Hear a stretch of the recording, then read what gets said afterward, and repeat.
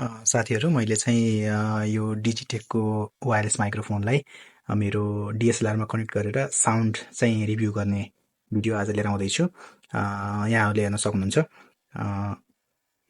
मैले चाहिँ यो मेरो डिएसएलआरमा यो डिजिटेकको माइक्रोफोनलाई चाहिँ कनेक्ट गरेको छु। यो डिजिटेकको माइक्रोफोनको रिसिभर रहेको छ।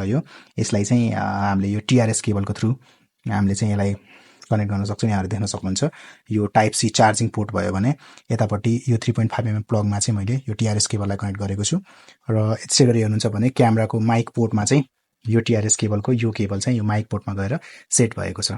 अब यो डिएसएलआरबाट भिडियो रेकर्ड गर्दा यो डिजिटेकको माइक्रोफोनबाट साउन्ड कस्तो आउँछ यहाँहरूले सुनेर प्रतिक्रिया दिनु है त। सो साथीहरू मैले चाहिँ यो डिजिटेकको माइक्रोफोनलाई कनेक्ट गरेको छु। एउटा यहाँहरूले हेर्न सक्नुहुन्छ मेरो यो टी सर्टको कलरमा यो माइक्रोफोन राखेको छु भने यो माइक्रोफोन चाहिँ इनेक्टिभ छ अहिले। यो माइक्रोफोनको अनबक्सिङ भिडियोमा मैले यसमा आउने एक्सेसरिजहरू यो माइक्रोफोनको ट्रान्समिटर रिसिभरको बारेमा सम्पूर्ण भिडियोहरू राखिदिएको छु र त्यो सम्पूर्ण भिडियोहरू बनाइसकेको छु। यो माइक्रोफोनको चाहिँ अनबक्सिङ भिडियोमा यो माइक्रोफोनमा के एक्सेसरिजहरू आउँछ, यसको दुईटा ट्रान्समिटरहरू र रिसिभरको बारेमा सम्पूर्ण कुराहरू चाहिँ मैले योभन्दा अगाडिको भिडियोमा राखिदिइसकेको छु र त्यो भिडियोलाई मैले यहाँ पिन पनि गरिदिनेछु। यहाँहरूलाई त्यो अनबक्सिङको भिडियो हेर्नु मन लागेमा चाहिँ आई बटनमा दिएको लिङ्कमा क्लिक गरेर यहाँहरूले त्यो भिडियो हेर्न सक्नुहुन्छ। आज चाहिँ प्योरली मैले यो माइक्रोफोनलाई योभन्दा अगाडिको भिडियोमा स्मार्टफोनमा कनेक्ट गरेर यहाँहरूलाई प्रतिक्रिया दिएको थिएँ भने आज चाहिँ मैले मेरो डिएसएलआरमा यो माइक्रोफोनलाई कनेक्ट गरेर यसले कति राम्रोसँग साउन्ड रेकर्ड गर्छ त भन्ने कुरा यहाँहरूलाई यहाँ समक्ष प्रस्तुत गर्न गइरहेको छु। मैले चाहिँ योभन्दा अगाडि बोयाको M1 माइक्रोफोनबाट पनि भिडियो क्याप्चर गरेको थिएँ र त्यो डिजिटेकको माइक्रोफोन र बोयाको माइक्रोफोनको साउन्ड क्वालिटीलाई कम्पेयर पनि गरेको थिएँ। र साथीहरू मैले फिल गरेको यो माइक्रोफोनलाई स्मार्टफोनमा युज गर्दा चाहिँ डिफल्टमा तपाईँहरूले कनेक्ट गरेर राम्रो साउन्ड क्याप्चर गर्न सक्नुहुन्छ भने यसलाई डिएसएलआर क्यामेरामा कनेक्ट गर्न चाहिँ अलिकति ट्रिकी रहेको छ। जस्तै तपाईँहरूले डिफल्टमा नै यो डिजिटेक माइक्रोफोनलाई डिएसएलआरमा कनेक्ट गरेर यदि साउन्ड रेकर्ड गर्नुहुन्छ अथवा भिडियो क्याप्चर गर्नुहुन्छ भने साउन्ड एकदमै लाउड आउँछ, तर त्यो लाउडनेस सँगसँगै यसले चाहिँ सानो सानो एम्बियन्ट नोइजहरूलाई पनि एकदमै बढी क्याप्चर गर्ने गर्छ। त्यो के कारणले हुँदो रहेछ भन्दाखेरि चाहिँ यसमा मैले यो रिसिभरको गेन लेभल म्याक्सिमममा राखेर चाहिँ रेकर्ड गरेको थिएँ भने हामीले म्यानुअल मोडमा राखेर डिएसएलआरमा पनि साउन्डको त्यो गेनलाई हामीले कन्ट्रोल गर्नुपर्ने हुँदो रहेछ। मेरो क्यामेरामा चाहिँ डिफल्टमा नै गेन लेभल 5 अप्टिमममा थियो, जसले गर्दाखेरि चाहिँ एकदमै ठुलो आवाज प्लस सानो सानो एम्बियन्ट नोइजहरू पनि सबै भिडियोमा आयो, जुन चाहिँ त्यति युजेबल लागेन। हामीले जुन कुनै माइक्रोफोनबाट साउन्ड रेकर्ड गरेर त्यसलाई साउन्ड एडिटिङ सफ्टवेयरमा चाहिँ फाइन ट्युन गर्न त सक्छौँ, तर हामीले माइक्रोफोन लिनुको उद्देश्य के हो भन्दाखेरि त्यो ह्यासलबाट हामी बच्नको लागि हैन, हामी त्यो म्यानुअल कामबाट बच्नको लागि नै हामीले वायरलेस माइक्रोफोन अथवा कुनै पनि राम्रो माइक्रोफोन चाहिँ युज गर्छौँ। जस्तै यसको सल्युसन के रहेछ भन्दाखेरि हामीले चाहिँ मेरो क्यामेरामा चाहिँ साउन्डको गेन चाहिँ लेभल 1 देखि लेभल 5 सम्मको थियो र डिफल्टमा यो अप्टिमम लेभल 5 मा नै रहेको रहेछ।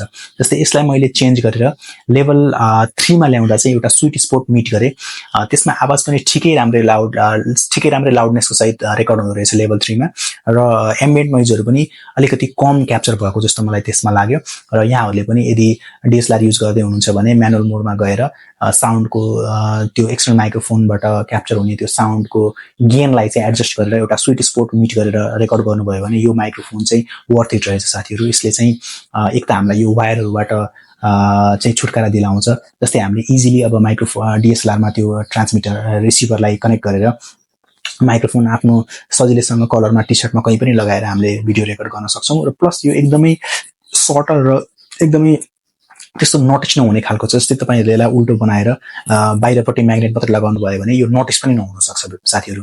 र साउन्ड क्वालिटी चाहिँ तपाईँहरूले अब क्यामेरा डिएसएलआरको डिफल्ट माइक्रोफोनबाट त तपाईँहरूले भिडियो बन्दैन, हामीले त्यो बनाउनै सक्दैनौँ। एकदमै नोइजी र एकदमै कम आवाज मात्रै डिएसएलआरबाट रेकर्ड हुन्छ।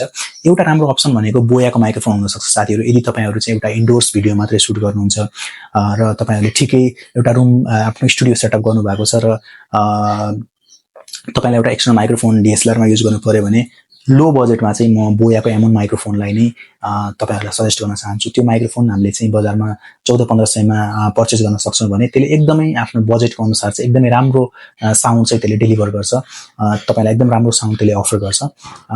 तर तपाईँहरू यदि अहिले हाल बजारमा सेलमा रहेका अथवा बजारमा बिक्रीमा रहेका रोडका, त्यस्तै गरी DJI-का र होली ल्यान्डका माइक्रोफोनहरू जुन अलिकति महँगो हुने गर्छन्, ती माइक्रोफोनहरू तपाईँले एफोर्ड गर्न सक्नुहुँदैन भने तपाईँहरूको लागि एउटा ठिकठिकैको बजेटमा 6000 नेपालीको बजेटमा तपाईँलाई यो माइक्रोफोन पनि युजफुल नै हुनसक्छ। जस्तै यो माइक्रोफोनको युजफुलनेस चाहिँ हामीले केमा रिलेट गर्न सक्छौँ भने यदि तपाईँहरू प्र्याङ्क भिडियोहरू सुट गर्नुहुन्छ होइन, तपाईँहरूले 2 जनामा चाहिँ कन्भर्सेसन टाइपको टिकटक भिडियोहरू तपाईँहरूले रेकर्ड गर्नुहुन्छ, त्यस्तै गरी तपाईँले स्टोरी टेलिङको लागि तपाईँहरूलाई माइक चाहिएको छ, त्यस्तै गरी तपाईँहरूले अनलाइनमा विभिन्न कोर्सहरू पढाउनुहुन्छ भने अनलाइन क्लासहरू लिनको लागि तपाईँले माइक्रोफोन खोजिरहनु भएको छ भने यो माइक्रोफोन तपाईँहरूको लागि एकदमै सुइटेबल हुनसक्छ।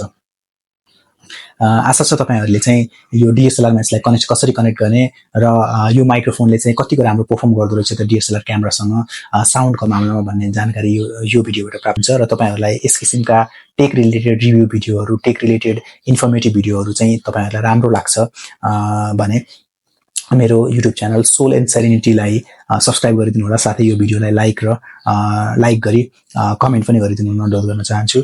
र आगामी दिनहरूमा पनि मैले यस्तै भिडियोहरू चाहिँ लिएर आउने बाचासहित आज चाहिँ यो भिडियोबाट बिदा हुन चाहन्छु। हस्त नमस्कार।